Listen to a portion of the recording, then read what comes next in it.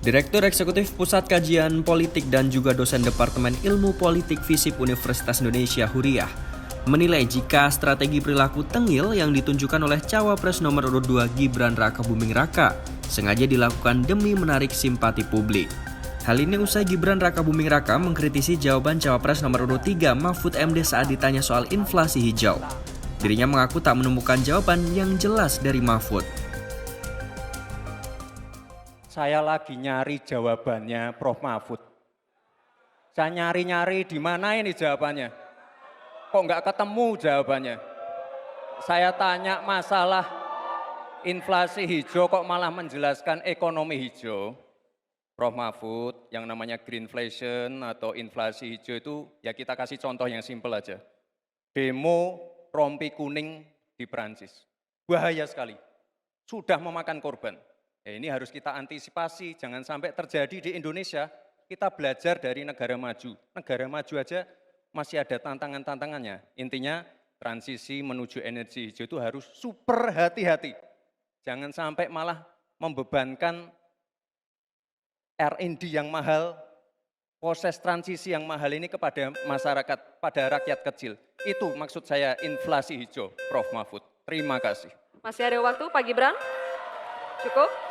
Baik, terima kasih. Kita lanjutkan dulu.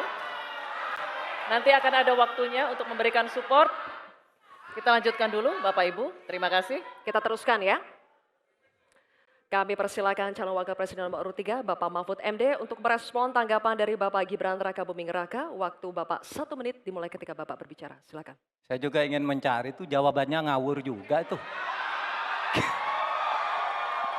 Gila ini. Ngarang-ngarang ndak karuan mengkaitkan dengan sesuatu yang tidak ada. Gitu ya. Begini loh, kalau akademis itu gampangnya kalau bertanya yang kayak gitu-gitu tuh recehan. Gitu. Recehan. Oleh sebab itu tidak layak dijawab menurut saya. Dan oleh sebab itu saya kembalikan saja ke moderator. Ini tidak layak dijawab pertanyaan kayak gini. Tidak ada ini jawabannya. Terima kasih. Cukup buat Pak Mahfud? Masih ada waktu Bapak? Saya kembalikan. Cukup ya? Baik. Saya kembalikan. Tidak ada gunanya menjawab. Ya. Menurut Ria, strategi tengil ini sengaja digunakan guna menarik simpati publik. Saya nggak komentarin tentang substansi karena memang debat tadi itu kelihatan ya sesinya semakin jauh dari substansi. Saya sepakat dengan Mas Denny. Saya lebih ingin mengomentari perilaku politisi kita hari ini di debat tadi gitu ya. Karena yang terjadi adalah sebenarnya lagi-lagi ya kecenderungan politisi itu tuh untuk menggampangkan masalah dan cenderung melakukan simplifikasi. Persoalan yang begitu kompleks gitu ya dijawab dengan jawaban-jawaban yang sangat sederhana, simplistis dan publik nggak tahu. Itu satu.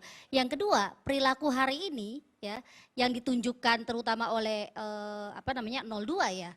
Ini kan menunjukkan soal etik ya. Dan kalau kita ngomong politisi kita, perilaku politisi itu memang makin jauh dari etik gitu loh. Jadi bukan hanya etik soal hal-hal yang sifatnya substantif seperti pelanggaran konstitusi, tetapi etik pada soal perilaku menghargai etika debat. Gitu. Ini yang tidak ditunjukkan saya kira gitu ya. Mungkin buat 02 ini dianggap gimmick yang akan menarik publik gitu ya, bikin diskusinya jadi seru. Tapi saya melihat justru di respon 03 terutama ya karena Pak Mahfud yang paling kelihatan gitu ya.